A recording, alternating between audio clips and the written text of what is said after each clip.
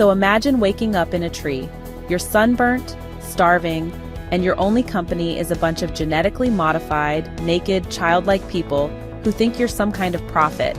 Sounds like a wild Monday, right? Welcome to the world of Oryx and Crake. Our story starts with a guy named Snowman who's having the absolute worst time. The world as he knew it is gone. Poof! Just him, a few coconuts, and these weird innocent beings called the Children of Crake. Oh, and did I mention? He's not actually named Snowman. His real name was Jimmy back before everything went to hell. Flashback time. Back in the good old days, which, spoiler alert, weren't actually that good, Jimmy was just an average kid growing up in a dystopian world where corporations ran everything and science was less about curing diseases and more about what can we play God with next. His parents worked at a company that basically grew human organs like tomatoes. His mom? Not a fan. She had a moral compass. His dad? Science bro all the way.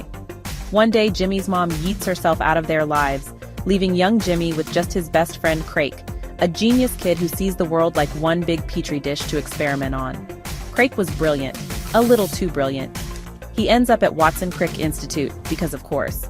While Jimmy, who has zero scientific skills, ends up studying advertising. Yep, survival of the fittest in action, folks. Years pass, and Jimmy's life is a mess. Meanwhile, Crake is out there rising through the ranks of some creepy biotech corporation called Rejuvenescence. Then one day, Crake randomly shows up like, "Hey buddy, wanna come work for me?" And Jimmy, being tired of selling useless self-improvement junk, says, "Sure, why not?" Now let's talk about Oryx.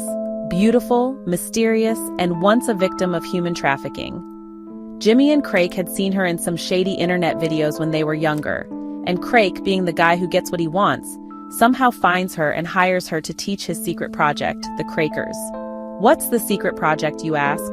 Oh, just an entire species of genetically engineered humans designed to be peaceful, disease-resistant, and free from all the messy stuff, like love, jealousy, or murder. But wait, there's more! Crake's company is also developing a pill called Bliss Plus, promising better sex, no STDs, and oh yeah, hidden sterility. But Crake doesn't stop there. Nope. This guy goes full supervillain and sneaks a world-ending plague into the pill. And when people all over the world start dropping like flies, Jimmy is just sitting there like, wait, what? Then, in the ultimate betrayal, Crake comes back to their facility, slits Oryx's throat in front of Jimmy. And in a moment of rage, Jimmy shoots Crake dead. Now Jimmy is all alone with the Crakers, trying to keep them alive in this post-apocalyptic mess.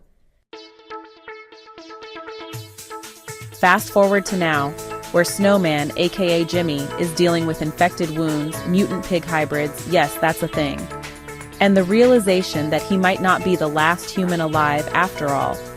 He spots some people in the distance, and the book ends on a cliffhanger. Should he approach them as friends or foes? And that, my friends, is Oryx and Crake by the legendary Margaret Atwood. Now, if you've been following me for a while, you know how much I love this book. And it's not just because Atwood is a fantastic writer, but because this book terrifies me in the best way possible. Science is cool and all, but when we start messing with things like artificial intelligence, genetic engineering, and biotech, where do we draw the line? This book is basically my nightmare scenario wrapped in brilliant storytelling. Atwood doesn't just imagine the future, she warns us about it. The way she builds this world feels eerily possible. And if history has taught us anything, looks at Hiroshima, Baghdad, Kabul, it's that humans are more than capable of bringing about their own destruction. But what really gets me is how much this book makes you think. Are we already heading toward a world run by unchecked corporations and reckless scientific ambition? Or are we smart enough to avoid our own downfall? If you haven't read Oryx and Crake yet, do yourself a favor and pick it up. And if you have, let me know in the comments what you thought. Would you trust Crake's vision of humanity? Or do you think we're doomed no matter what? That's it for today. Don't forget to like, subscribe, and please don't release any apocalyptic viruses. See you next time.